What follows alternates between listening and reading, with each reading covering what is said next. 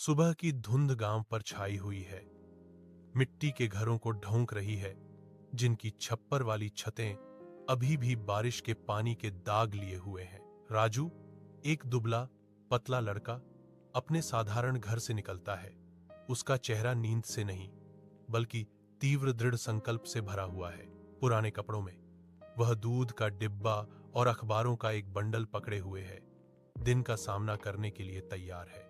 उसके नंगे पैर गीली धरती पर हल्के निशान छोड़ते हैं। जैसे ही वह गांव की घुमावदार गलियों में निकलता है, प्रत्येक कदम उसके संकल्प का एक मौन प्रमाण है, जो शांत धुंधली सुबह के बिल्कुल विपरीत है। स्कूल के कमरे के अंदर राजू अपनी पुरानी नोटबुक में तल्लीन है।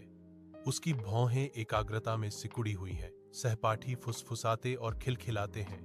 उनके ताने स्पष्ट रूप से राजू की ओर निर्देशित हैं, लेकिन वह बेखबर रहता है। गुरुजी कमरे के उस पार से देखते हैं, फिर चुपचाप राजू की मेज पर अतिरिक्त किताबों का ढेर रख देते हैं। राजू ऊपर देखता है। किताबों को देखकर उसकी आंखों में कृतज्ञता की एक चमक कौंध जाती है। गांव का खेत अमावस की रात के दमनकारी अंधेरे में समाया हुआ है, जिसमें बिजली की कोई रोशनी नहीं है। एक विशाल प्राचीन पेड़ के नीचे राजू बैठा है।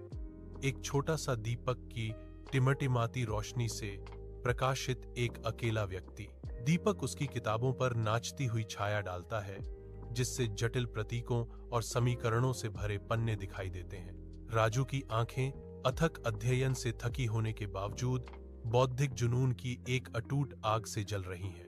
राजू के चेहरे पर एक खामोश जीत अंकित हो जाती है।